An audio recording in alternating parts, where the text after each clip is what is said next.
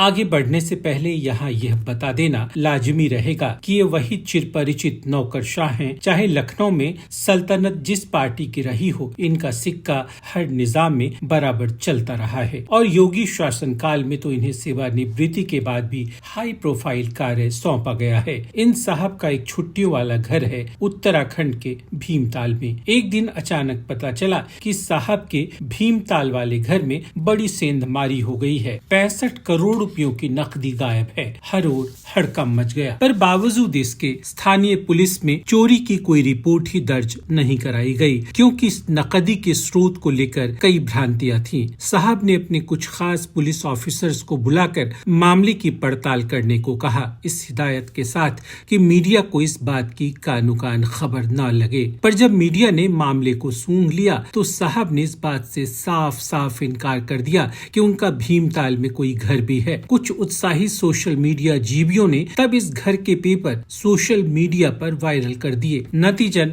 अब साहब को भी चुप कर बैठ जाना पड़ा है। ऐसा ही एक वाकया लखनऊ में तब भी हुआ था, जब यूपी के तत्कालीन चीफ सेक्रेटरी की बेटी की शादी में उनका बेशकीमती हार चोरी हो गया था। चीफ सेक्रेटरी साहब तब अपने एक मुंह लगे एसएसपी को बुलाकर कहा कि चोरी की कोई कंप्लेन नहीं होगी, पर हार ढूंढ कर लाना तुम्हारी जिम्मेदारी है। काफी भाग दौड़ के बाद भी जब हार के चोर को पकड़ा नहीं जा सका तो एसएसपी ने सेक्रेटरी साहब से कहा, साहब हार की कीमत ही बता दीजिए, मैं किसी लोकल ज्वेलर से जुगाड़ बिठाता हूँ। पर उस हार की कीमत इतनी ज्यादा थी क्योंकि उसमें महंगे डायमंड्स लगे थे। सो एसएसपी उसका जुगाड़ बिठा नहीं पाए तो उनका लखनऊ से बाहर तबादला हो गया। पर इस दफे 65 करोड़ की पीड़ा से उबरने का भले ही साहब दिखावा कर रहे हूँ, पर मैडम का दुख किसी से देखा नहीं जा रहा। वैसे भी साहब की ये गहरी कमाई थी। उन्होंने ही तो अपने वक्त में पूर्वांचल एक्सप्रेसवे, बुंदेलखंड और गंगा एक्सप्रेसवे जैसे प्रोजेक्ट यूपी को तोहफे में दिया था। हमारे वीडियोस को देखने के बाद लाइक और सब्सक्राइब करना बिल्कुल ना भूलें।